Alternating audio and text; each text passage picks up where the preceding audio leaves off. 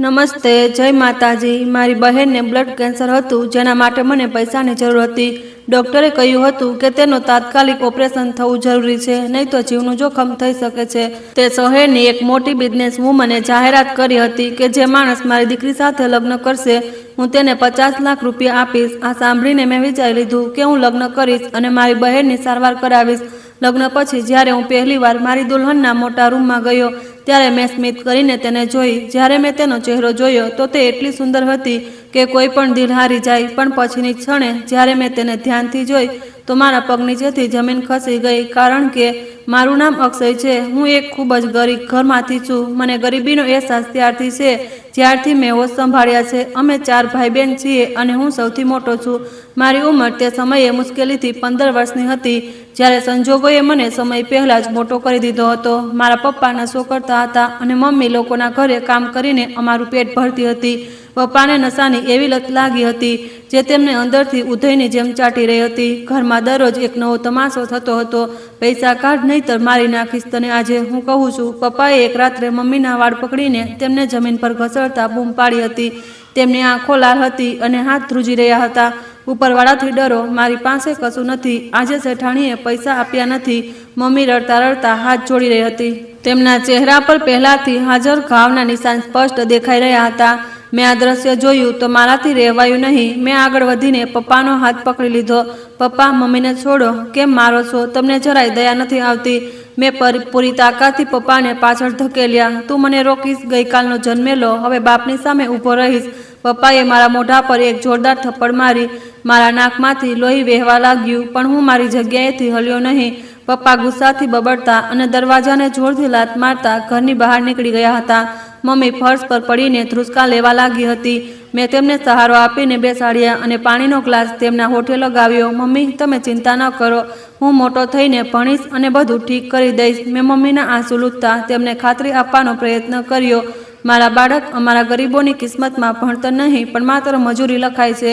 મમ્મીએ નિરાશાથી મારી તરફ જોયું અને પોતાના ફાટેલા દુપટ્ટાથી મારું લોહી સાફ કરવા લાગી। મારા ભાઈ બહેન દેખાવમાં ખૂબ સુંદર છે, પણ સતત ભૂખ અને ગરીબીએ તેમના રંગ ઉડાડી દીધા હતા। અમારા બધાના ચહેરા પર એક વિચિત્ર ઉદાસી છવાયેલી રહેતી હતી। મારો નાનો ભાઈ સાહિલ અવારનવાર ભૂખથી રડતો રહેતો। મારી બંને બહેનો પ્રીતિ અને દિશા શાંતિથી એક ખૂણામાં બેસી રહેતી। હું તેમની હાલત જોઈને પરેશાન થતો હતો। દિવસો આમ જ પસાર થઈ રહ્યા હતા કે એક દિવસ અમારા મહોલ્લાનો દુકાનદાર દોડતો દોડતો અમારા ઘરે આવ્યો। અક્ષય, તારા બાપની લાશ નદી પાસે પડી છે, જલ્દી ચાલ। તેની વાત સાંભળીને મારા પગ નીચેથી જમીન ખસી ગઈ હતી। શું કહો છો તમે, કાકા? પપ્પા તો ગઈકાલ રાતથી ગાયબ હતા। તે સમુદ્ર પર શું કરી રહ્યા હતા? હું ગભરાહટમાં દરવાજા તરફ દોડ્યો। હા બેટા, વધુ પડતા નશાને કારણે તેમનો જીવ ગયો છે। તેમણે માથું હલાવ્યું અને મને પોતાની સાથે લઈ ગયા। અમે પપ્પાની લાશ ઘરે લઈ આવ્યા। ઘરમાં હોબાળો મચી ગયો હતો। મહોલ્લાના લોકો ભેગા થઈ ગયા હતા। મમ્મી લાશ પાસે ચૂપચાપ બેઠી હતી। તે રડી નહોતી રહી, બસ પથ્થરની બની ગઈ હતી અને પપ્પાને જોઈ રહી હતી, જેમણે તેમને આખી જિંદગી દુઃખ સિવાય કશું જ નહોતું આપ્યું। મમ્મી, રડી લો, તમારું દિલ હલકું થઈ જશે, આમ ચૂપ ન રહો। મેં મમ્મીના ખભા પર હાથ મૂક્યો। મમ્મી કહેવા લાગી કે જેના આંસુ સુકાઈ જાય તે રડતા નથી, અક્ષય। મમ્મીના અવાજમાં એક વિચિત્ર પરેશાની હતી। તે એ જિંદગી પર શોક મનાવી રહી હતી જે તેમણે પપ્પાની સુધારણાની આશામાં બરબાદ કરી દીધી હતી। પપ્પાના અંતિમ સંસ્કાર થયા તો મને લાગ્યું કે જાણે અમારા માથેથી એક બોજ ઉતરી ગયો હોય, પણ સાથે જ એક વિચિત્ર ડરે મને પકડી લીધો હતો। મમ્મી ઘરે બેસી ગઈ હતી। ઘરનો ચૂલો બુજાઈ ગયો હતો। મેં ભણતરનું સ્વપ્ન હંમેશા માટે ભૂંસી નાખ્યું હતું અને મહોલ્લાની એક વેલ્ડિંગની દુકાન પર કામ કરવાનું શરૂ કરી દીધું હતું। ત્યાંનો દુકાનદાર બહુ જુલ્મી માણસ હતો। કામ જાનવરોની જેમ લેતો હતો અને પૈસા આપતી વખતે તેમનો જીવ નીકળી જતો હતો। મારા દિવસ રાત કાળા થઈ ચૂક્યા હતા। સાહેબજી, 2 દિવસથી ઘરમાં કશું આવ્યું નથી, થોડા પૈસા આપી દો। એક સાંજે મેં સાહેબની સામે હાથ જોડીને કહ્યું કે આ પૈસા ગયા અઠવાડિયે જે 1000 રૂપિયા લીધા હતા તે તારો બાપ આપી ગયો હતો। સાહેબે પોતાના હાથમાંથી ગ્લાસ મૂકતા ગુસ્સાથી જવાબ આપ્યો, તે તો મમ્મીની દવા પર લાગી ગયા હતા। તમે અત્યારે કંઈક આપી દો અને મહિનાના અંતે પૈસા આપતી વખતે કાપી લેજો। મેં ભરેલા અવાજે કહ્યું, આ લે 500 અને યાદ રાખજે, આ પણ હું તને તારા ખાતામાં લખી રહ્યો છું અને હવે તું અહીંથી ક્યાંય જઈ શકતો નથી મરતા દમ સુધી। તેમણે મારી તરફ નફરતથી 500ની નોટ ફેંકી। મેં તે નોટ જમીન પરથી ઉઠાવી અને શાંતિથી મારા કામમાં લાગી ગયો। હું સાહેબના કરજ નીચે દબાઈ ચૂક્યો હતો। હું તે કામ છોડી પણ નહોતો શકતો। કારણ કે ભાઈ બહેનોને ભૂખ્યા મરતા નહોતો જોઈ શકતો. રાત્રે ઘરે જતો તો મારું બધું રાહ જોઈ રહ્યું હતું. ભાઈ, આજે ખાવામાં કશું લાવ્યા છો? નાની બહેન પ્રીતિએ મારું શર્ટ પકડીને પૂછ્યું. હા મારી ઢીંગલી, આલે, આજે રોટલી અને દાળ લાવ્યો છું. મેં થેલો તેના હાથમાં આપ્યો અને પોતે એક ખૂણામાં બેસીને પાણી પી લીધું.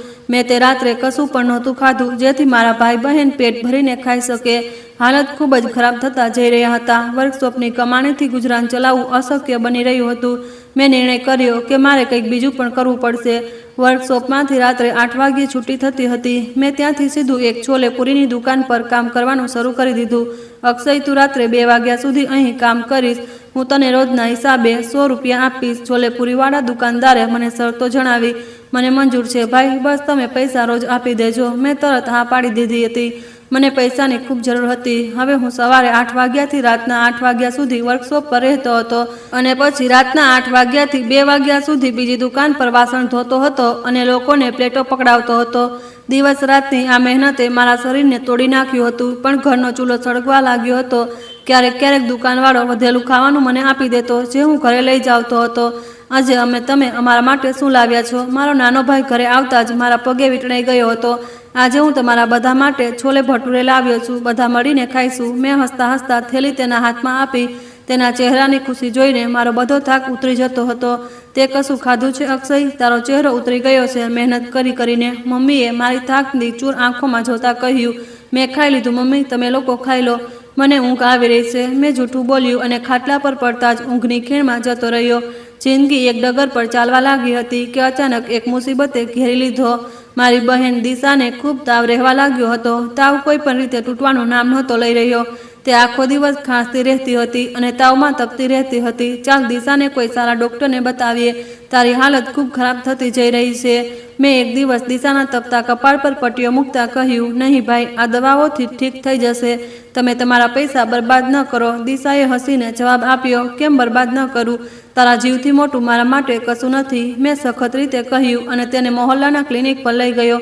ડૉક્ટરે કેટલાક દિવસની દવાઓ આપી, પણ તો કોઈ ફરક ન પડ્યો. તાવ વધતો ગયો અને દિશા વધુને વધુ નબળી પડતી ગઈ. તેનું વજન ઝડપથી ઘટવા લાગ્યું. અક્ષય બેટા, તેનો તાવ સામાન્ય તાવ નથી. તું તેને શહેરની મોટી હોસ્પિટલમાં લઈ જા. ત્યાં તેના કેટલાક ટેસ્ટ થશે. અહીં મારી સારવાર કામ નથી કરી રહી. ક્લિનિકવાળા ડૉક્ટરે પરેશાનીથી મને દિલાસો આપ્યો.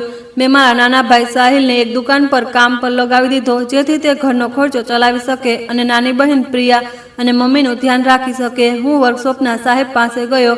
સાહેબજી, મારી બહેન ખૂબ બીમાર છે. શહેરની હોસ્પિટલ લઈ જવાની છે. મને કંઈક 1000 રૂપિયા ઉધાર આપી દો. હું તમારો એહસાન ક્યારેય નહીં ભૂલું. મેં આજીજી કરતા સાહેબની સામે હાથ ફેલાવ્યા. પહેલાંના પૈસા શું તારા દાદા આપશે કે બીજો માંગવા આવી ગયા? ચાલ ભાગ અહીંથી. તારું કામ કર. આખો દિવસ રડતો જ રહે છે. સાહેબે મને ધક્કા મારીને પાછળ હટાવ્યો. મારી બહેન મરી જશે સાહેબજી, ઉપરવાળાના વાસ્તો છે. હું તમારી આખી જિંદગી નોકરી કરીશ. બસ આજે જ મારી મદદ કરી દો. મેં રડતા રડતા તેમના પગ પકડી લીધા. મારા પગ ન પકડ. લે, આ છેલ્લી વાર આપી રહ્યો છું 2000. આ પછી મારાથી 1 રૂપિયો પણ નહીં મળે. અને યાદ રાખજે, તું હવે મારી વર્કશોપનો વેચાયેલો મજૂર છે. સાહેબે ખિસ્સામાંથી પૈસા કાઢીને મારા મોઢા પર માર્યા. મેં તે પૈસા ઉઠાવ્યા અને બહેનને લઈને શહેરની સરકારી હોસ્પિટલ પહોંચી ગયો. ત્યાંનું વાતાવરણ ખૂબ વિચિત્ર હતું. દર્દીઓની ભીડ અને દવાઓની ગંધે મારું માથું ઘુમાવી દીધું હતું. મારો શ્વાસ ખૂબ ગુગળાઈ રહ્યો હતો. કલાકો સુધી પરચી બનાવવાની લાઈનમાં ઊભો રહ્યો. પછી ડૉક્ટરે દિશાને જોઈ અને અલગ અલગ ટેસ્ટ લખી આપ્યા. ઘણા દિવસો સુધી ટેસ્ટ થતા રહ્યા. હું બહાર ફર્શ પર સૂતો અને દિવસભર ટેસ્ટના રિપોર્ટ માટે ધક્કા ખાતો રહેતો. જ્યારે ફાઇનલ રિપોર્ટ આવ્યો તો ડૉક્ટરે મને પોતાના રૂમમાં બોલાવ્યો. અક્ષય, તારી બહેન દિશાને બ્લડ કેન્સર છે અને તે છેલ્લા સ્ટેજ તરફ જઈ રહ્યું છે. ડૉક્ટરના શબ્દો મારા કાનો સાથે ટકરાયા તો મારા માટે મોત જેવા થઈ ગયા હતા. મારું મગજ શૂન્ય થઈ ગયું હતું. કેન્સર? ડૉક્ટર સાહેબ, તમે કંઈક કરો. મારી બહેનને બચાવી લો. મારી મમ્મી તો મરી જશે. હું ડૉક્ટરની સામે હાથ જોડીને ખૂબ રડવા લાગ્યો હતો. સારવાર શક્ય છે, પણ તેના પર ખૂબ વધારે ખર્ચ આવશે. લાખો રૂપિયાની જરૂર પડશે અને દવાઓ પણ ખૂબ મોંઘી છે.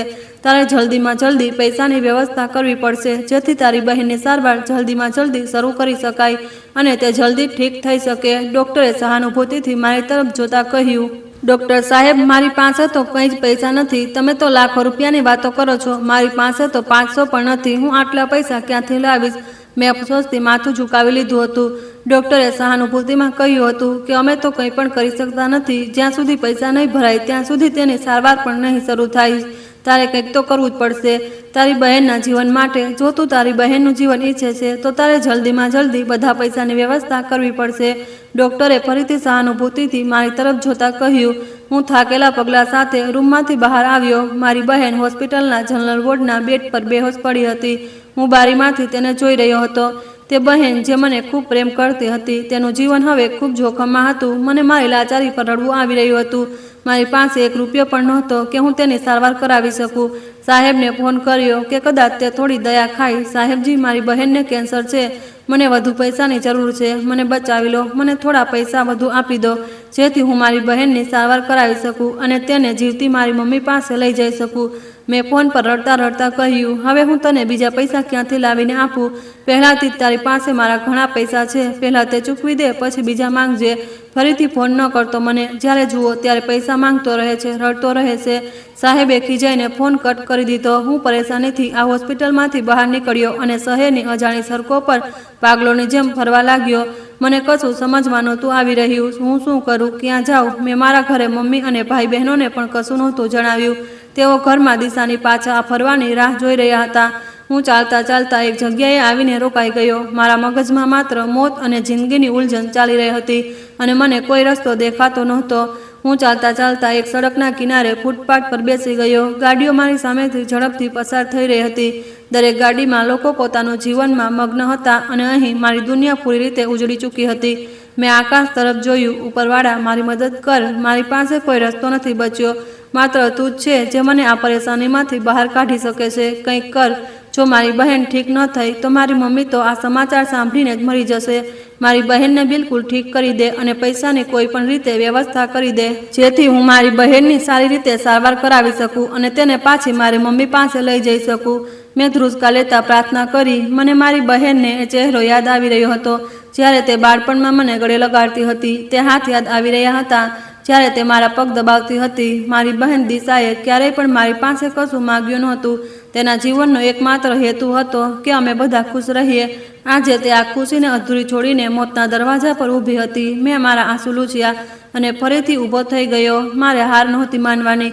મારે કોઈ પણ રીતે પૈસા લાવવાના હતા. મારે કંઈ પણ કરીને બધા પૈસાની વ્યવસ્થા કરવાની હતી જેથી મારી બહેનનું જીવન બચી શકે. હું કંઈ પણ કરવા તૈયાર હતો, ભલે મારે મારો જીવ જ કેમ ન આપવો પડે. હું મારી બહેનની સારવાર કોઈ પણ ભોગે કરાવીને જ રહેત. મેં શહેરના ઘણા લોકોની સામે હાથ ફેલાવ્યા. દુકાનદારો પાસેથી ઉધાર માંગ્યો પણ કોઈએ મારી એક ન સાંભળી. ગરીબની કોઈ ઇજ્જત હોતી નથી અને ન જ ગરીબનો કોઈ ભરોસો હોય છે. હું આખો દિવસ સડકોની ધૂળ છાણતો રહ્યો. મારા પગમાં છાલા પડી ગયા હતા અને ભૂખથી પેટમાં દુખાવો થઈ રહ્યો હતો. પણ બહેનની બીમારી સામે મને મારી કોઈ પણ પરેશાની મહેસૂસ નહોતી થઈ રહી. રાતનું અંધારું ફેલાવા લાગ્યું હતું. હોસ્પિટલમાં મારી બહેન મારી રાહ જોઈ રહી હશે કે હું પૈસા લઈને આવીશ અને તેની સારવાર શરૂ થશે.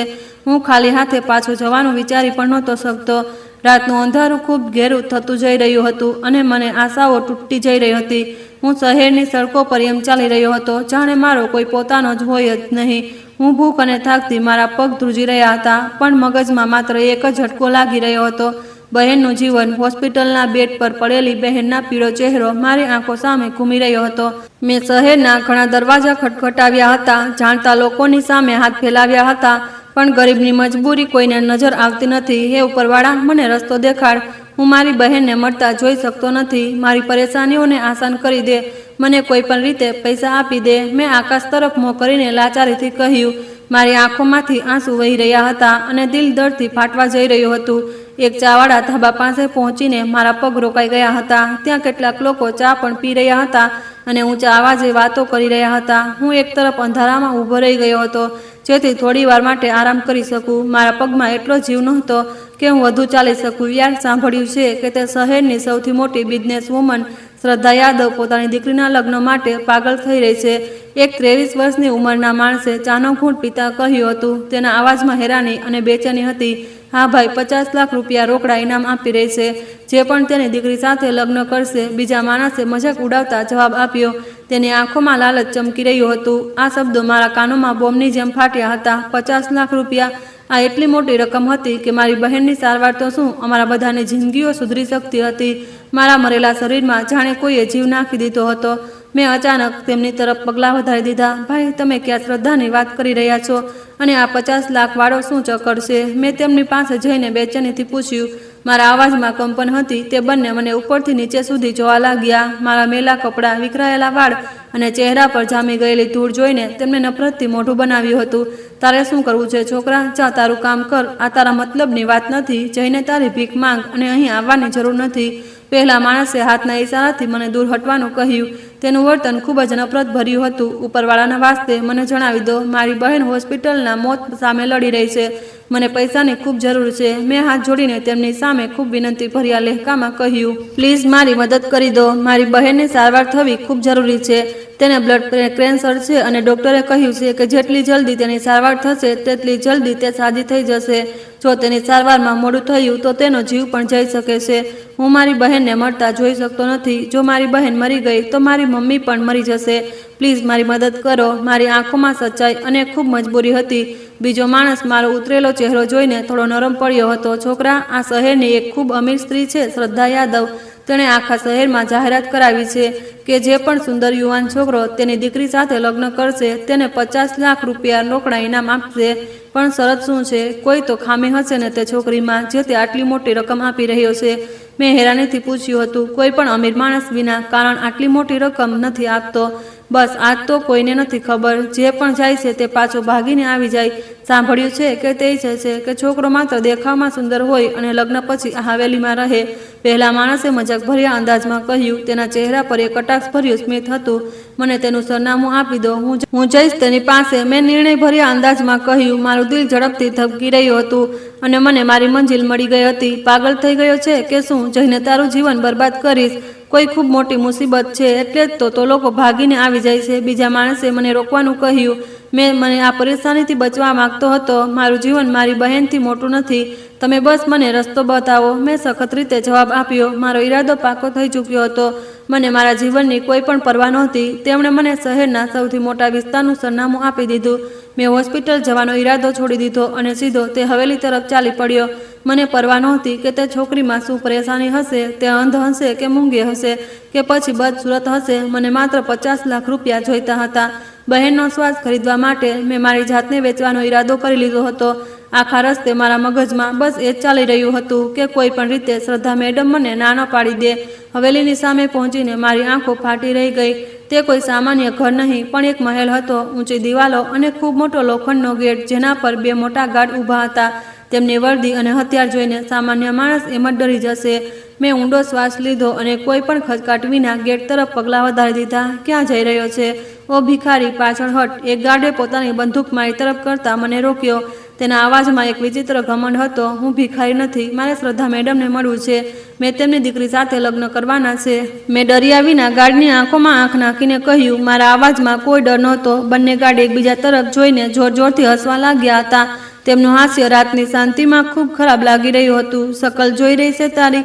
જઈને ગટરમાં મોઢું ધોઈ આવ. પછી શ્રદ્ધા યાદવને મળવાનું વિચારજે. બીજા ગાર્ડે મને ખભાથી ધક્કો મારતા પાછળ હટાવ્યો. મેં કહ્યું, મને અંદર જવા દો. મારો સમય બરબાદ ન કરો, નહીં તો શ્રદ્ધા યાદવને જણાવીશ કે તમે લોકોએ એક માણસને રોક્યો છે. મેં મારી જગ્યા પર મજબૂતીથી ઊભા રહેતા તેને સખત ચેતવણી આપી હતી. મારો ગુસ્સો કાબૂથી બહાર થઈ રહ્યો હતો. ગાર્ડ મારી વાત સાંભળીને થોડો ખચકાયો હતો. કદાચ તેમને મેડમનો હુકમ હતો કે જે પણ આવશે તેને રોકવામાં ન આવે. આ દરમિયાન એક વૃદ્ધ નોકર ગેટની અંદરથી બહાર આવ્યો. તેના કપડાં સાફ સુથરા હતા અને તે હવેલીનો કોઈ જૂનો નોકર લાગી રહ્યો હતો. કેમ શોર મચાવી રાખ્યો છે તમે લોકોએ? કોણ છે આ છોકરો? વૃદ્ધ નોકરે ગાર્ડને ગુસ્સાથી પૂછ્યું. કાકાજી, આ છોકરો કહી રહ્યો છે કે તેને મેડમને મળવું છે. લગ્નવાળી જાહેરાત સાંભળીને આવ્યો છે. ગાર્ડે મારી તરફ ઇશારો કરતા જવાબ આપ્યો. તેના લહેકામાં હજી પણ કટાક્ષ હતો. વૃદ્ધ નોકરે મને ધ્યાનથી જોયો. તેની આંખોમાં એક વિચિત્ર સહાનુભૂતિ અને અફસોસ ભરાઈ આવ્યો. બેટા, તારી ઉંમર ખૂબ નાની છે અને દેખાવથી ઇજ્જતદાર ઘરનો લાગે છે. મારું માન તો અહીંથી ચાલ્યો જા. વૃદ્ધ માણસે ખૂબ જ નરમાઈથી મને સમજાવવાનો પ્રયત્ન કર્યો. નહીં કાકા, હું નહીં જાઉં. મને પૈસાની ખૂબ જરૂર છે. તમે મને એકવાર શ્રદ્ધા યાદવ સાથે મળાવી દો. મેં વિનંતી ભર્યા લહેકામાં કહ્યું. પણ મારા ઊભા રહેવાનો અંદાજ જણાવી રહ્યો હતો કે હું પાછો નહીં જાઉં. તને અંદાજ નથી કે તું કઈ મુસીબત પર હાથ નાખવા જઈ રહ્યો છે. અહીં રોજ 10 છોકરા આવે છે અને સચ્ચાઈ જાણીને પૂંછડી દબાવીને ભાગી જાય છે. તારો જીવ દાવ પર ન લગાવ. વૃદ્ધ માણસે મારા ખભા પર હાથ મૂકીને ખૂબ જ ગંભીર લહેકામાં કહ્યું હતું. તે ખરેખર મારું ભલું ચાહી રહ્યો હતો. મારું જીવન પહેલાથી જ બરબાદ થઈ ચૂક્યું છે કાકા. મારી બહેન કેન્સરના બિસ્તર પર પડી છે. જો તેને બચાવવા માટે મારે આગમાં પણ કૂદવું પડે તો હું કૂદી જઈશ. તેને બ્લડ કેન્સર છે. ડૉક્ટરે જણાવ્યું છે કે જો તેની સારવાર ન થઈ તો તેનું બચવું મુશ્કેલ થશે અને સારવાર જલ્દીમાં જલ્દી થવી જોઈએ. હું મારી બહેન માટે કંઈ પણ કરવા તૈયાર છું. મારો અવાજ ભરાઈ આવ્યો હતો, પણ મેં આંસુઓને આંખોમાં જ રોકી લીધા હતા. મારે કમજોર નહોતું પડવાનું. વૃદ્ધ નોકરે મારી મજબૂરી સાંભળીને ચૂપ થઈ ગયો. તેણે એક લાંબો શ્વાસ લીધો અને નિરાશાથી માથું હલાવ્યું. લાલચ અને મજબૂરી માણસ પાસે શું નથી કરાવતી. ઠીક છે, અંદર આવી જા, પણ યાદ રાખજે, પછી પસ્તાવાનો કોઈ ફાયદો નહીં થાય. તેણે ગાર્ડને ઇશારો કર્યો અને ભારે લોખંડનો ગેટ મારા માટે ખોલી દેવામાં આવ્યો. હું હવેલીની અંદર આવ્યો. અંદરનું દ્રશ્ય બહારથી પણ વધુ સુંદર હતું. કિંમતી ગાડીઓ, મોટા મોટા ફુવારા અને ચારે તરફ હરિયાળી હતી. રાતના સમયે પણ હવેલીમાં દિવસ જેવું અજવાળું હતું. મારા માટે આ બધું માટી બરાબર હતું. મારો હેતુ માત્ર 50 લાખ હતા. વૃદ્ધ નોકરે મને એક ખૂબ મોટા હોલ તરફ લઈ ગયો. અહીં ઊભો રહેજે, હું મેડમને બોલાવીને આવું છું, અને ખબરદાર કોઈ વસ્તુને હાથ ન લગાવતો. નોકરે મને સખત રીતે કહ્યું અને મોટા દરવાજા પાછળ ગાયબ થઈ ગયો. હું આ સુંદર હોલમાં ઊભો હતો. ચારે તરફ કિંમતી સોફા અને મોટા ઝુમર લાગેલા હતા. ફર્શ એટલો ચમકદાર હતો કે તેમાં મારી શકલ સ્પષ્ટ દેખાઈ રહી હતી.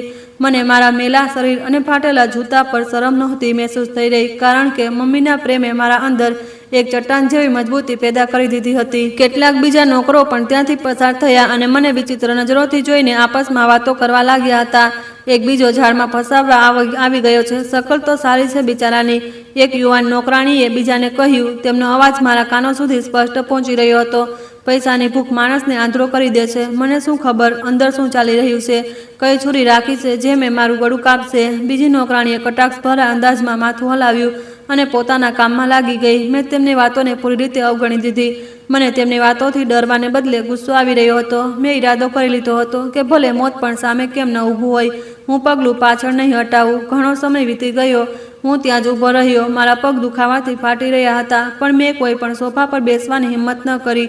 થોડીવાર પછી એ જ વૃદ્ધ નોકર પાછો આવ્યો. મેડમ, તને પોતાના ઓફિસમાં બોલાવ્યો છે, આવ મારી સાથે, અને તેમની સામે જરા તમીઝથી વાત કરજે. તેણે મને ઇશારો કર્યો અને આગળ ચાલી પડ્યો. હું તેની પાછળ ચાલી રહ્યો હતો. એક લાંબા અને સુંદર રસ્તા પરથી પસાર થઈને અમે એક ભારે લાકડાના દરવાજાની સામે રોકાયા. નોકરે દરવાજો ખખડાવ્યો અને અંદરથી ભારે અવાજ આવ્યો, અંદર મોકલી દો તેને.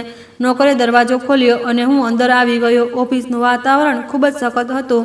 સામે એક ખૂબ મોટી કાચની ટેબલ પર એક સ્ત્રી બેઠી હતી. તેના વાળ સફેદ હતા, ચહેરા પર કરચલીઓ હતી, પણ તેણે પોતાના ચહેરાને ખૂબ સખત અને જુલ્મી બનાવી રાખ્યો હતો.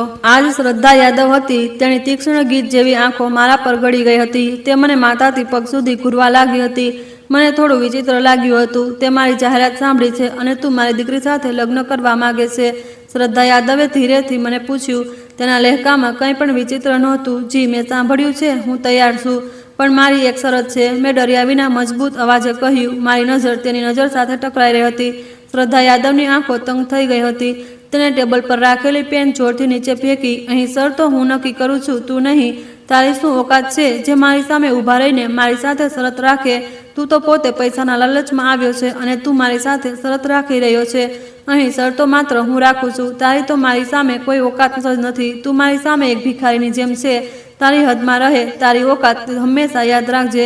તેણે ગુસ્સાથી ગર્જના કરતાં કહ્યું. મારી શરત મારી ઓકાતથી નહીં, મારી મજબૂરી સાથે જોડાયેલી છે. મને તે 50 લાખ અત્યારે અને આ સમયે જોઈએ. લગ્ન તમે ભલે અત્યારે કરાવી દો, પણ મને પૈસા અત્યારે જ જોઈએ. મને તે પૈસાની ખૂબ જરૂર છે, એટલે હું દોડતો અહીં આવ્યો છું. મેં મારી વાત પર અડગ રહેતા બે ટૂંક જવાબમાં આપ્યો, અને તેના ગુસ્સાથી કોઈ ફરક નહોતો પડી રહ્યો. તને મારા પર ભરોસો નથી કે તું પૈસા લઈને ભાગી જવાની ફિરાકમાં છે? પૈસા જોઈએ તને લાલચ આવી ગયું હશે. બે કોડીના છોકરા, તારી ઓકાત જ શું છે? શ્રદ્ધા યાદવે શંકાભરી નજરોથી મને જોયો અને કટાક્ષ કર્યો. મારે મારી બહેનની સારવાર કરાવવાની છે. તે હોસ્પિટલમાં મોતના મુખમાં છે. જો પૈસા નહીં મળે તો તેનો જીવ જોખમમાં આવી શકે છે, અને મને આ લગ્નનો કોઈ ફાયદો નહીં થાય. જો તમે મને પૈસા ન આપ્યા તો લગ્ન કરાવીને મને હવેલીમાં કેદ કરી લો, સાંકળોમાં બાંધી દો, પણ પૈસા મારા હાથમાં આપી દો. મેં બધી સચ્ચાઈ ખુલ્લી કિતાબની જેમ રાખી દીધી હતી. મારા અવાજમાં તે સચ્ચાઈ હતી જેને જૂઠલાવી નહોતી શકાતી. શ્રદ્ધા યાદવ થોડીવાર મને શાંતિથી જોતી રહી. તેના ચહેરાનો ગુસ્સો થોડો ઓછો થયો, પણ શક્તિ હજી પણ એવી જ હતી. તેણે મારી હાલતને સારી રીતે જોઈ. મારો ચહેરો મારી સચ્ચાઈની ગવાહી આપી રહ્યો હતો. તેણે ઇન્ટરકોમનું બટન દબાવ્યું. લગ્નનો ઇંતજામ કરો અને પૈસાનો બેગ તૈયાર રાખો. છોકરો મળી ગયો છે. તેણે ફોન બંધ કર્યો અને મારી તરફ જોયું. ઠીક છે, હું તને અત્યારે પૈસા આપી દઈશ અને આજે રાત્રે તારા લગ્ન થશે, પણ મારી વાત ધ્યાનથી સાંભળી લે. એકવાર તે હા પાડી દીધી તો પછી પાછા ફરવાનો કોઈ રસ્તો નથી. તારે આખી જિંદગી મારી દીકરી સાથે આ હવેલીની 4 દિવારીમાં ગુજારવી પડશે અને મારી દરેક વાત માનવી પડશે. હવે તું માત્ર મારો નોકર બની ગયો છે. તું ક્યારેય મારી વાતનો ઇનકાર કરી શકતો નથી. જે હું કહીશ તારે માત્ર તે જ કરવું પડશે અને મારી દીકરીનું હદથી વધુ ધ્યાન રાખવું પડશે. કંઈ પણ થઈ જાય તું તેને નહીં છોડીશ, તે તારી જવાબદારી બની જશે. શ્રદ્ધા યાદવે પોતાની ખુરશી પર પાછળ ટેકો લગાવતા મને છેલ્લી ચેતવણી આપી. હું લાલચ અને મજબૂરીના આ દલદલમાં છલાંગ લગાવવા માટે બિલકુલ તૈયાર હતો. મને આગળ પાછળ કંઈ નજર નહોતું આવી રહ્યું. મને તમારી દરેક શરત મંજૂર છે. બસ મને મારી બહેન માટે પૈસા આપી દો. હું જબાનનો પાકો છું. જે કહીશ તે કરીશ. હું તમારી દીકરીનું ખૂબ ધ્યાન રાખીશ. જો તમને કોઈ ફરિયાદનો મોકો મળે તો તમે મને તરત જ મારી નાખજો. હું મારો જીવ આપવા માટે પણ તૈયાર છું, પણ મને આ સમયે માત્ર અને માત્ર મારા પૈસા જોઈએ. મારે મારી બહેનનો જીવ બચાવવાનો છે. મેં તરત હા પાડી દીધી હતી. મારી આંખોમાં આ સમયે માત્ર હોસ્પિટલનો તે બેડ હતો જ્યાં મારી બહેન મારી રાહ જોઈ રહી હતી.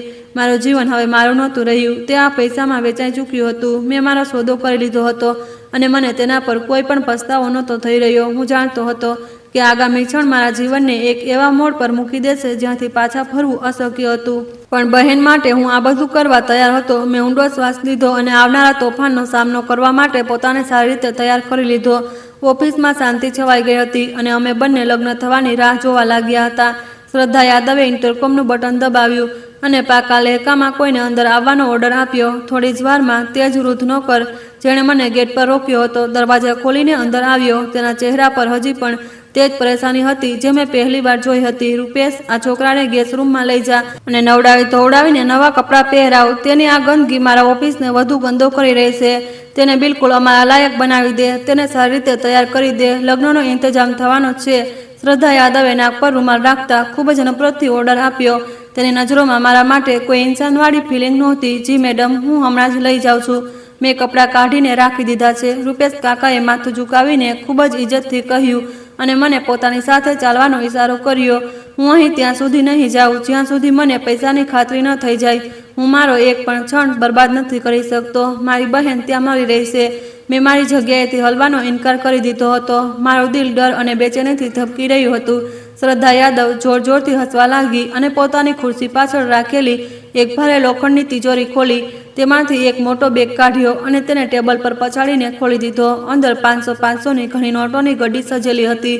આ જોઈ લે તારી કિંમત. આ પૂરા 50 લાખ રૂપિયા છે. જ્યાં જઈને ઇન્સાનવાળા હુલિયામાં આવ, પછી લગ્ન થશે અને આ બેગ તારું હશે. તેણે બેગ બંધ કરતા એક જીતવાળી સ્મિત સાથે કહ્યું. મેં તે પૈસા જોયા અને જો મારી આંખોમાં એક વિચિત્ર ચમક આવી ગઈ હતી. આ કાગળના ટુકડા મારી બહેનનું જીવન હતા અને હું તેના માટે મારો જીવ પણ આપી શકતો હતો. મેં રૂપેશ કાકા સાથે ચાલવા માટે કોઈ પણ ખચકાટ મહેસૂસ ન કર્યો. અમે એક લાંબા રસ્તેથી પસાર થવા લાગ્યા.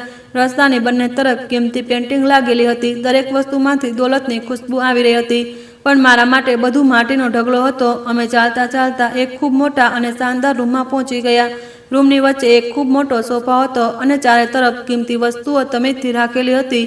બેટા, બાથરૂમમાં ગરમ પાણી અને ટુવાલ મોજૂદ છે. જલ્દીથી નહાઈ લે અને હું તારા માટે કપડાં લઈને આવું છું. રૂપેશ કાકાએ નરમાશથી કહ્યું. તેમની આંખોમાં મારા માટે હજી પણ દયા મોજૂદ હતી, જાણે તે કોઈ મરતા માણસને જોઈ રહ્યા હોય. કાકાજી, શું મને એક ફોન મળી શકે છે? મારે મારી મમ્મીને ફોન કરવો છે. તે ખૂબ પરેશાન થઈ રહી હશે. મારે બસ 1 મિનિટ વાત કરવી છે. મેં ખૂબ જ વિનંતી ભર્યા લહેકામાં તેમને જોયા. અહીંના નિયમો ખૂબ સખત છે બેટા, પણ તું નહાઈને બહાર નીકળ. હું મારો મોબાઈલ તને આપી દઈશ. જલ્દી વાત કરી લેજે. તેમણે દરવાજો બંધ કરતા મને તસલ્લી આપી. હું બાથરૂમમાં ગયો. તે જગ્યા આખા ઘર કરતાં પણ મોટી અને શાનદાર હતી. ફર્શ પર એટલી ચમક હતી કે માણસ લપસી જાય. મેં અરીસામાં પોતાને જોયો. મારા વાળ વિખરાયેલા હતા. ચહેરા પર ઘણા દિવસોની થાક અને ધૂળ જામી હતી અને આંખોની આસપાસ કાળા કાળા ખાડા પડી ચૂક્યા હતા. ગરીબીએ મારી જવાનીને ઉધઈની જેમ ચાંટી લીધી હતી. મેં ગરમ પાણી નીચે ઊભા રહીને મારા શરીરની બધી ગંદકી ધોઈ નાખી, પણ મારા અંદર જે ગમ વસી ચૂક્યો હતો તેને ધોવા માટે આ દુનિયામાં કોઈ પણ પાણી નહોતું બચ્યું. પાણીના દરેક ટીપા સાથે મને મારી બહેનનો ચહેરો યાદ આવી રહ્યો હતો અને મારી મમ્મીના ચહેરાની કરચલીઓ યાદ આવી રહી હતી, જેમણે આખી જિંદગી અમારા માટે ગુજારી દીધી હતી. અને હવે મારો વારો હતો કે હું પણ મમ્મીને કંઈક કરીને દેખાડું. હું મારી બહેનને એમ નહોતો છોડી શકતો. હું મારી બહેન માટે બધું કરવા તૈયાર હતો. મેં હજી સુધી મારી મમ્મીને નહોતું જણાવ્યું કે બહેનને શું પરેશાની છે અને ન જ મારી તેમની સાથે વાત થઈ ગઈ હતી. એટલે મેં રૂપેશ કાકાને વાત કરવા માટે કહ્યું હતું. જ્યારે હું બહાર આવ્યો તો બેડ પર એક સફેદ રંગોની કિંમતી સૂટ રાખેલો હતો. મેં તે કપડાં પહેર્યા તો મહેસૂસ થયું જાણે મેં કેટલાક કાંટા પહેરી લીધા હોય. હવે હું તે અક્ષય નહોતો લાગી રહ્યો જે એક વર્કશોપ પર મહેનત મજૂરીનું કામ કરતો હતો. હવે હું આ હવેલીનો ખરીદાયેલો નોકર બની ચૂક્યો હતો જેની પોતાની કોઈ મરજી નહોતી. મારી મરજી, મારી ફિલિંગ્સ બધું તે 50 લાખની રકમ નીચે દબાઈ ચૂક્યું હતું. રૂપેશ કાકા રૂમમાં આવ્યા અને મને જોઈને એક લાંબો શ્વાસ લેવા લાગ્યા. કપડાં તારા પર ખૂબ સારા લાગી રહ્યા છે બેટા. લાગી નથી રહ્યું કે તું તે છોકરો છે જે બહાર ગેટ પર ધક્કા ખાઈ રહ્યો હતો? રૂપેશ કાકાએ મારી બદલાયેલી હાલત જોઈને હેરાનીથી કહ્યું. કપડાં બદલવાથી માણસની કિસ્મત નથી બદલાઈ જતી કાકા. આ કપડાં મારી મજબૂરીના કપડાં છે. તમે પ્લીઝ મને ફોન આપી દો. મારે મારી મમ્મી સાથે વાત કરવી છે. તે ખૂબ પરેશાન થઈ રહી હશે. મેં તેમની સાથે ખૂબ સમયથી વાત નથી કરી. તેમને નથી જણાવ્યું કે હજી સુધી કે હું અહીં શું થઈ રહ્યું છે. મેં મારો હાથ આગળ વધારતા ખૂબ જ બેચેનીથી કહ્યું. તેમણે પોતાના ખિસ્સામાંથી એક જૂનો મોબાઈલ કાઢ્યો અને મને પકડાવી દીધો અને મને પૂછવા લાગ્યા કે શું તે તારી મમ્મીને તારી બહેનની હાલત વિશે નથી જણાવ્યું? આ સાંભળીને હું થોડી વાર ચૂપ રહ્યો. પછી બોલ્યો, નહીં, હું તેમને નથી જણાવી શકતો. જો મેં તેમને જણાવ્યું તો તે કદાચ જીવતા જ મરી જશે અને અહીં આવવાની જીદ કરશે અને પૈસાનો ચક્કર સાંભળીને તો તેમના હોશ જ ઉડી જશે. હું તેમને પરેશાન નથી જોઈ શકતો. તે આખી જિંદગી અમારા બધા માટે પરેશાન રહી છે પણ હવે હું તેમને વધુ પરેશાન કરવા નથી માંગતો. મેં ઉદાસી ભર્યા લહેકામાં કહ્યું. તો તેમણે મને પૂછ્યું, બેટા તું ક્યાંથી આવ્યો છે? શું તારા પિતાજી આ દુનિયામાં નથી? હું ફરીથી થોડી વાર ચૂપ થઈ ગયો જાણે વીતી ગયેલા કાલ વિશે વિચારી રહ્યો હોઉં. નહીં, મારા પિતાજી આ દુનિયામાં નથી. મારા પિતાજી એક શરાબી માણસ હતા. તેમણે મારી મમ્મીને ખૂબ પરેશાન કરી. તેમણે ક્યારેય પણ મારી મમ્મીને સુકૂન નહોતું લેવા દીધું. મારી મમ્મી ખૂબ પરેશાન રહેતી હતી. તે ઘરમાં નોકરી કરતી હતી અને અમારા ઘરનો ચૂલો સળગાવતી હતી અને તે અમારા બધા બાળકોનું ધ્યાન રાખતી હતી. પછી એક દિવસ સમુદ્ર કિનારેથી અમારા પિતાજીની લાશ મળી હતી. તે પછી અમારા જીવનમાં થોડો સુકૂન આવ્યો હતો. પણ મારી મમ્મી ઘરે બેસી ગઈ હતી. તે હવે કામ કરવા નહોતી જતી. અમારા ઘરનો ચૂલો બંધ થઈ ગયો હતો. પછી હું ઘરનો મોટો હોવાને નાતે નોકરી માટે નીકળ્યો.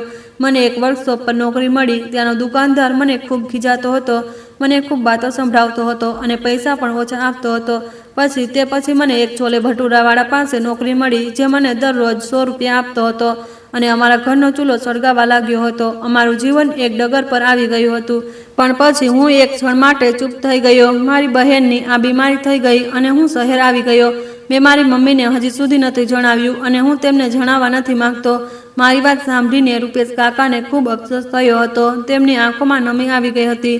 તેમણે મારા ખભા પર હાથ મૂક્યો કે બેટા તું પરેશાન ન થા. બધું ઠીક થઈ જશે. તારી બહેન પણ ઠીક થઈ જશે. ઉપરવાળો બધું સારું કરશે. મેં ધ્રુજતા હાથે મારા મોહલ્લાના તે દુકાનદારનો નંબર લગાવ્યો જેની પાસે સાહિલ કામ કરતો હતો. ઘંટડી વાગતી રહી અને પછી થોડીવાર પછી કોલ ઉઠાવી લેવાયો. હેલો, કોણ વાત કરી રહ્યું છે? સાહિલનો રડતો અવાજ મારા કાનોમાં પડ્યો. તેનો અવાજ સાંભળીને મારું દિલ કપાઈને રહી ગયું હતું. સાહિલ, હું અક્ષય વાત કરી રહ્યો છું. મારી જાન, તું કેમ રડી રહ્યો છે? મમ્મી કેવી છે? શું થયું છે ત્યાં? મેં ખૂબ ગભરાહટથી પૂછ્યું. મારું દિલ ખૂબ જોરથી ધબકવા લાગ્યું હતું. ભાઈ, તમે ક્યાં ચાલ્યા ગયા? મમ્મી તમને ખૂબ યાદ કરે છે. તે રડતી રહે છે. અને આ જણાવો કે દિશા દીદીની તબિયત કેવી છે? તમે તો તેમને બિલકુલ જણાવ્યું જ નહીં. મમ્મી ખૂબ પરેશાન છે. તમારે એકવાર તો ફોન કરી લેવો જોઈતો હતો. સાહિલ હિચકીઓ લેતા બોલી રહ્યો હતો. તેના રડવાના અવાજે મારા દિલને ચીરી નાખ્યું હતું. ગરીબોની લાચારીનું આ સૌથી ભયાનક રૂપ હતું. તું બસ મમ્મી પાસે રહે અને તેમનું ધ્યાન રાખ. દિશા દીદી બિલકુલ ઠીક થવાના છે. હું બસ થોડા દિવસોમાં પાછો આવી જઈશ. તેમની સારવાર ચાલી રહી છે. તે બિલકુલ ઠીક છે. મમ્મીને કહેજે કે તેમને ચિંતા કરવાની કોઈ જરૂર નથી. અમે થોડા દિવસોમાં પાછા આવી જઈશું. હવે તું બિલકુલ પણ ન રડતો. તારી મમ્મીનું ધ્યાન રાખ. હું બધું ઠીક કરી દઈશ.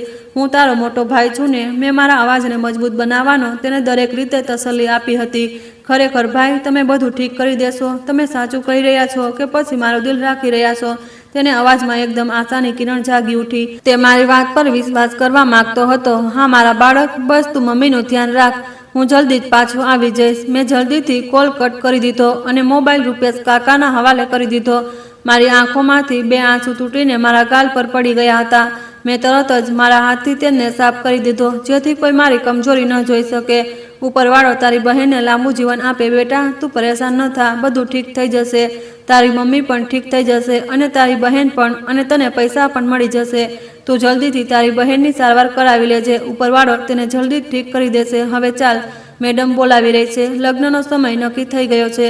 રૂપેશ કાકાએ મારો ખભો ધપધપાવતા મને હિંમત આપી. હું રૂમમાંથી બહાર નીકળ્યો. મારા પગલામાં એક વિચિત્ર ઝડપ હતી. મને મારી મંજિલ સ્પષ્ટ દેખાઈ રહી હતી. મારે જલ્દીમાં જલ્દી આ લગ્ન પતાવીને તે બેગ લઈને હોસ્પિટલ પહોંચવાનું હતું. અમે પાછા તે જ હોલમાં આવી ગયા જ્યાં હું પહેલાં ઊભો હતો. હવે ત્યાંનું દ્રશ્ય બિલકુલ બદલાઈ ચૂક્યું હતું. હોલની વચ્ચે એક મોટી ટેબલ રાખેલી હતી જેના પર સફેદ રંગની રેશમી ચાદર પાથરેલી હતી. સોફા પર કેટલાક અજાણ્યા લોકો બેઠા હતા જે કદાચ મહેમાન હતા. શ્રદ્ધા યાદવ ટેબલની એક તરફ બેઠી હતી. તેના ચહેરા પર એ જ ઘમંડ છવાયેલો હતો. તેણે મને આવતા જોયો અને તેની આંખોમાં એક ચાલાક ચમક ઉભરી આવી. આવો દુલ્હા રાજા, હવે તું ઇન્સાનની જેમ લાગી રહ્યો છે. બેસ અહીં મારી પાસે. તેણે મને પોતાની સામે ખાલી ખુરશી તરફ હાથથી ઇશારો કર્યો. હું શાંતિથી તે ખુરશી પર બેસી ગયો. મારી સામે તે જ કાળો બેગ રાખેલો હતો જેમાં મારી બહેનનું જીવન કેદ હતું. મેં તે બેગની એક નજર જોયો અને પછી શ્રદ્ધા યાદવ તરફ ધ્યાન આપવા લાગ્યો. આ કેટલાક કાગળો છે જેમાં લખ્યું છે કે જો તે મારી દીકરીને છોડી દીધી તો તારામાં 1 કરોડ રૂપિયાનો દંડ ભરવો પડશે. તું ક્યારેય મારી દીકરીને છોડી શકતો નથી. જો તે આજે તેની સાથે લગ્ન કરી લીધા તો હંમેશા માટે તારી જવાબદારી બની જશે. હવે તું તેને ક્યારેય નહીં છોડીશ. આ કાગળ પર સાઇન કર. બધું તૈયાર છે. શ્રદ્ધા યાદવે ટેબલ પર રાખેલા કેટલાક કાગળો મારી તરફ સરકાવતા પાકા અંદાજમાં કહ્યું. મેં તે કાગળ પર એક નજર નાખી અને તેના પર એક છોકરીનું નામ લખેલું હતું જેને હું જાણતો પણ નહોતો. મને એ પણ પરવા નહોતી કે તેનું નામ શું છે, તે કેવી દેખાય છે, કે તેની ઉંમર કેટલી છે. મારા માટે તે છોકરી માત્ર એક રસ્તો હતી, તે પૈસા સુધી પહોંચવાનો. એકવાર ફરી ધ્યાનથી સાંભળી લે અક્ષય, લગ્ન પછી તું આ બેગ લઈને જઈશ, પણ બરાબર 2 કલાક પછી તું હાવેલીના દરવાજા પર ઊભો હોઈશ. જો મેં તે ભાગવાની કોશિશ કરી તો મારા માણસો તને પાતાળમાંથી પણ શોધી કાઢશે. શ્રદ્ધા યાદવે મારી આંખોમાં જોતા સખત લહેજામાં કહ્યું. ધમકી આપી. તમે નિશ્ચિત રહો મેડમ, હું ગરીબ જરૂર છું પણ ધોકેબાજ નથી. હું મારી બહેનની ફી ભરીને અને તેને દવા આપીને સીધો અહીં આવીશ. મારું જીવન હવે તમારું બની ચૂક્યું છે. મેં પૂરી સચ્ચાઈ અને વિશ્વાસ સાથે તેમને જવાબ આપ્યો. હું ભાગીને પણ ક્યાં જતો. મારું બધું આ શહેરમાં હતું અને મને મારી બહેનનો જીવ પણ વાલો હતો. તારા આ જવાબ મને પસંદ આવ્યા, પણ યાદ રાખજે, હવેલીની અંદર પગ મૂક્યા પછી તારો બહારની દુનિયા સાથે કોઈ સંબંધ નહીં રહે. તું તારી મરજીથી શ્વાસ પણ નહીં લઈ શકે. તેણે મને વધુ ડરાવવાની કોશિશ કરી જેથી હું કોઈ પણ પ્રકારની કોઈ લડાઈ ન કરી શકું. મને તમારી દરેક શરત મંજૂર છે. બસ તમે લગ્ન શરૂ કરો.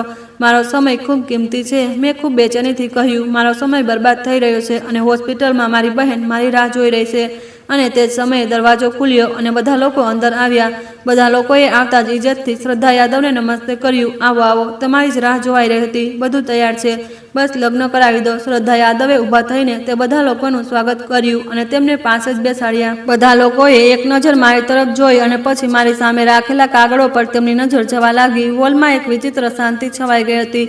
હું મારા હાથની રેખાઓને જોઈ રહ્યો હતો જે આજે બદલવાની હતી. મારું ભાગ્ય કોઈ બીજાના હાથમાં જઈ રહ્યું હતું. મને મારી જરા પણ પરવા નહોતી, પણ મને આ ડર જરૂર હતો કે ક્યાંક આ મેડમ છેલ્લી ઘડીએ મને કોઈ ધોકો ન આપી જાય.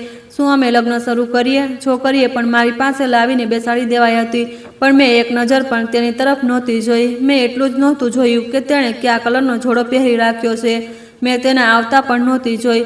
મને નહોતી ખબર કે તે કેવી દેખાતી હતી, તેની ઉંમર કેટલી હતી, કેટલી લાંબી હતી. મને માત્ર મારી બહેનની ચિંતા હતી.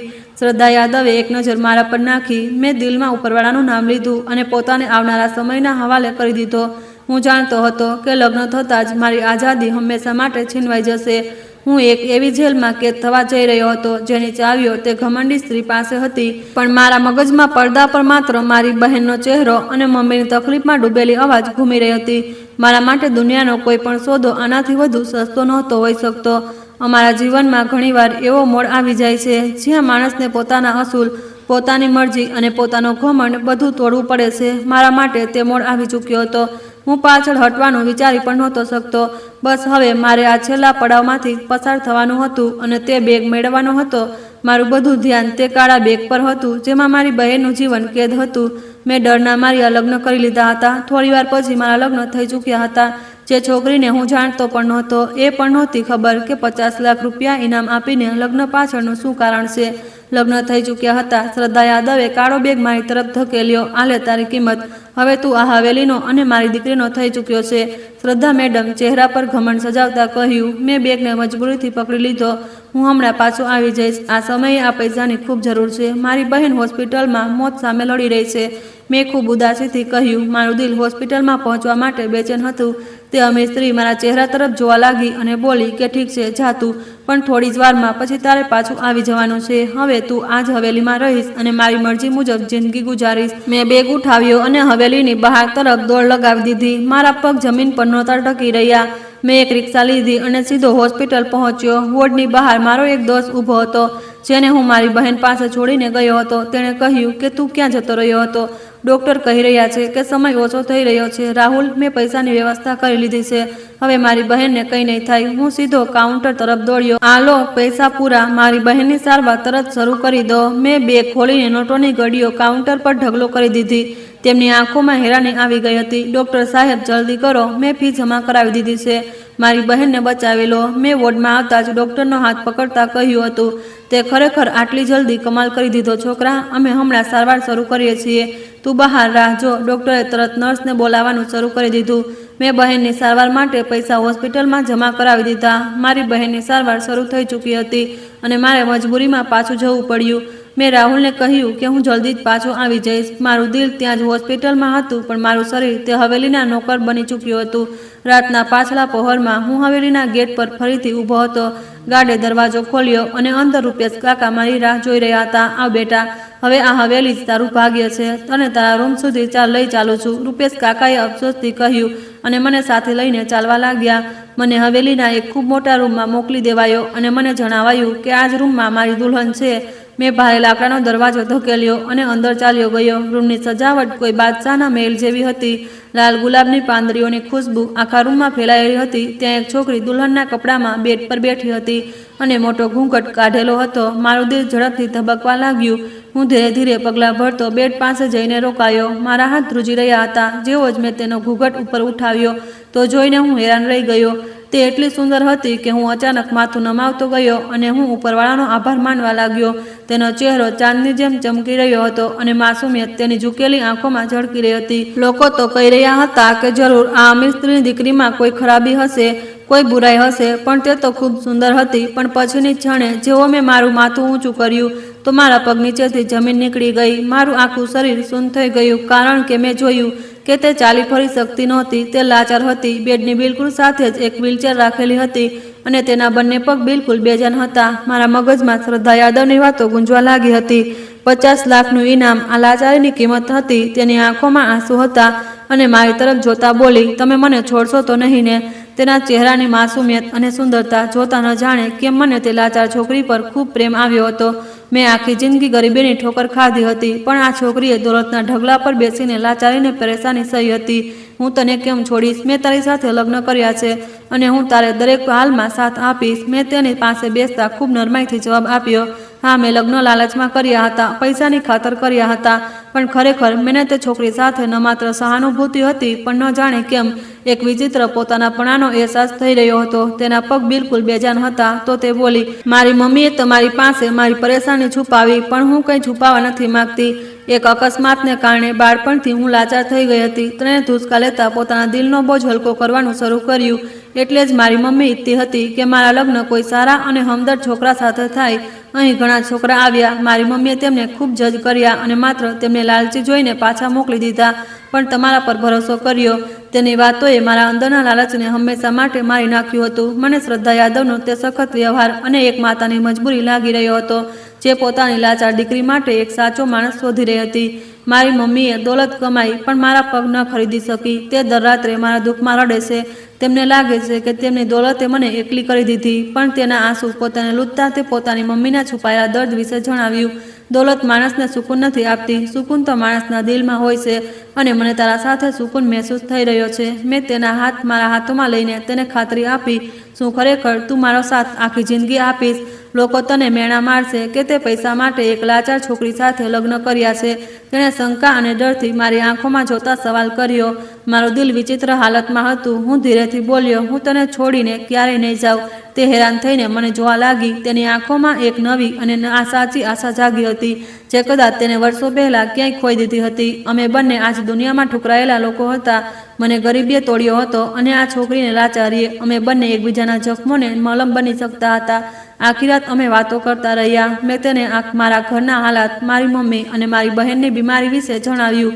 તેને મને તેના બાળપણના તે અકસ્માત વિશે જણાવ્યું, જેણે તેના બંને પગ છીનવી લીધા હતા. સવાર થઈ તો અમારા વચ્ચે કોઈ દૂરી નહોતી રહી. બીજા દિવસથી મારા જીવનની એક નવી અને સુંદર સફર શરૂ થઈ ગઈ હતી. બહેનની સારવાર થઈ રહી હતી. હું દરરોજ હોસ્પિટલ જતો. ડૉક્ટર દર વખતે મને મારી બહેન વિશે સારા સમાચાર આપતા હતા. હું આખો દિવસ હોસ્પિટલમાં મારી બહેનની દેખભાળ કરતો, મારા ભાઈ બહેનોને સ્કૂલે મોકલાવવાની વ્યવસ્થા કરતો અને ઘરના રોકાયેલા કામોને સીધા કરતો. પણ સાંજના સમયે પત્ની પાસે આવી જતો. હું તેની વ્હીલચેર ધકેલતો, તેને બહાર ફરવા માટે લઈ જતો. હવેલીનો બાગ ખૂબ જ સુંદર અને મોટો હતો અને અમે કલાકો ત્યાં પસાર કરતા હતા. અક્ષય, આજે મને તે ફૂલ તોડી આપો જે આ ઝાડની સૌથી ઊંચી ડાળી પર છે. તે બાળકોની જેમ જીદ કરતા મારી તરફ જોઈને હસતી. હમણાં લાવ્યો મારી પરી, તમે બસ હુકમ કરો. હું ખુશીથી તે ફૂલ તોડીને તેના વાળમાં સજાવી દેતો. પહેલીવાર તેના જીવનમાં કોઈ તેને બોજ નહોતું સમજી રહ્યું અને પહેલીવાર મને પણ આ અહેસાસ થયો હતો કે માણસની સુંદરતા શરીરમાં નહીં પણ દિલમાં હોય છે. તેનું દિલ એટલું સાફ અને પ્રેમ કરનારું હતું કે મને તેની લાચારી મહેસૂસ જ ન થઈ. તે મારી દરેક વાતને સમજતી. હું તેના દરેક દુઃખને મહેસૂસ કરતો. મેડમ પણ આ વાત પર ખૂબ ખુશ હતી. તે પૂરી રીતે બદલાઈ ચૂકી હતી. અક્ષય, તે મારી દીકરીને તે ખુશી આપી જે મારી બધી દોલત ન આપી શકી. હું તારી એહસાનમંદ રહીશ. એક દિવસ શ્રદ્ધા યાદવે મને પોતાના ઓફિસમાં બોલાવીને ખૂબ જ ઇમોશનલ અંદાજમાં કહ્યું, એહસાન તો તમારો છે મેડમ. તમારા પૈસાએ મારી બહેનનો જીવ બચાવ્યો છે અને મને દુનિયાની સૌથી સારી જીવનસાથી આપી છે. મેં તેમની સામે માથું ઝુકાવીને ઇજ્જતથી જવાબ આપ્યો. મારી બહેનની સારવાર થઈ ચૂકી હતી. તે બિલકુલ સ્વસ્થ થઈને ઘરે જઈ ચૂકી હતી. ઘરમાં ખુશીઓનો માહોલ હતો. ભાઈ બહેનોના ચહેરા પર રોનક પાછી આવી ગઈ હતી. મેં મારી ફરજ પૂરી કરી દીધી હતી. હવે મારી બીજી ફરજ મારી પત્ની હતી, જેની ખુશી મારા જીવનનો હેતુ બની ચૂકી હતી. માત્ર તેના પૈસાથી નહીં, પણ તે એક અમીર મા બાપની એક માત્ર દીકરી હતી અને તે એક અમીર સ્ત્રીએ મળતા પહેલાં બધું મારા નામે કરાવી દીધું. શ્રદ્ધા યાદવે અચાનક હૃદયરોગનો હુમલો આવ્યો અને તે આ દુનિયામાંથી ચાલ્યા ગયા. તેમના ગયા પછી હવેલી અને બધા કારોબારની જવાબદારી મારા પર આવી ગઈ. મેં તે બધી દોલત ઈમાનદારીથી સંભાળી અને ગરીબોને મદદ કરવાનું શરૂ કરી દીધું. અને મેં પણ મારી પત્નીને મારી અસલી જીવનસાથી સમજીને હંમેશા મારી સાથે રાખી. મેં તેને ક્યારેય એકલી ન છોડી. હવે અમે બંને જ એકબીજાનો પૂરો સહારો બની ચૂક્યા હતા. હું તેના પગ બની ગયો હતો અને તે મારું મગજ. અમે મળીને બિઝનેસ ચલાવતા અને જીવનમાં દરેક નિર્ણયમાં એકબીજાની સલાહ લેતા હતા. માત્ર દોલતના લાલચમાં નહીં, પણ મને તેનાથી પ્રેમ હતો. દુનિયા લાચારીને કમજોરી સમજી લેશે, પણ અસલી કમજોરી માણસના દિલમાં હોય છે. જેનું દિલ મરી ગયું હોય તે ચાલતા ફરતા પણ લાચાર હોય છે. માણસના શરીરની ખામીઓ તો છૂટી જાય છે, પણ દિલની ખામીઓ ક્યારેય નથી છૂટતી. મેં તે છોકરીના દિલથી પ્રેમ કર્યો હતો, જે દરેક રીતે ધોવાયેલું હતું. જે માણસ દિલથી કોઈનો સાથ આપે, ઉપરવાળો તેનું જીવન બદલી દે છે. એમ જ મારું જીવન બદલાયું હતું. હું જે એક વર્કશોપ પર એક નાનો મજૂર હતો, આજે શહેરનો એક અમીર માણસ બની ચૂક્યો હતો. પણ મારા દિલમાં આજે પણ તે જ ગરીબ અક્ષય જીવતો હતો, જેને બીજાનું દર્દ મહેસૂસ થતું હતું. આજે મારા ભાઈ બહેન, મમ્મી બધા સારી જિંદગી ગુજારી રહ્યા છે અને હું પણ મારી પત્ની સાથે ખૂબ ખુશ છું. કદાચ ભાગ્યમાં એમ જ બધું લખાયું હતું. ગરીબીની અંધારી રાતથી લઈને પ્રેમ અને સુકૂનની સવાર સુધીની સફર ખૂબ કઠિન હતી, પણ સાચા દિલ અને નિયતે આ સફરમાં મને હંમેશા માટે સફળ કરી દીધો હતો. મારી કહાની આ વાતનો પુરાવો છે કે જ્યારે માણસ પોતાની નિયત સાફ કરે તો ઉપરવાળો તેના માટે બંધ દરવાજા પણ ખોલી દે છે. મજબૂરી માણસને ખોટા રસ્તા પર ધકેલી શકે, પણ જો ઈરાદો નેક હોય તો તે જ રસ્તો માણસનું ભાગ્ય બદલવાનો રસ્તો બની જાય છે. હું અને મારી પત્ની આજે એક એવી જિંદગી ગુજારી રહ્યા છીએ જેમાં ન તો મારી ગરીબીનો કોઈ પડછાયો છે અને ન તો તેની લાચારીનો કોઈ અહેસાસ. અમે બંને બસ એકબીજા માટે બન્યા હતા અને આજ અમારી કહાનીનો સૌથી સુંદર અંજામ છે. અમે જીવનની દરેક પરેશાનીને પ્રેમની મીઠાશમાં બદલી દીધી હતી અને આ જ સાચી સફળતા છે. દોસ્તો, ઉમ્મીદ કરું છું તમને અમારી કહાની પસંદ આવી હશે. કહાની પસંદ આવી છે તો વિડીયોને લાઇક કરો. ચેનલ પર નવા છો તો ચેનલને સબસ્ક્રાઈબ કરો અને હા, નોટિફિકેશન બેલને જરૂર દબાવો, જેથી આગામી અપડેટ સૌથી પહેલાં તમને મળે. ધન્યવાદ.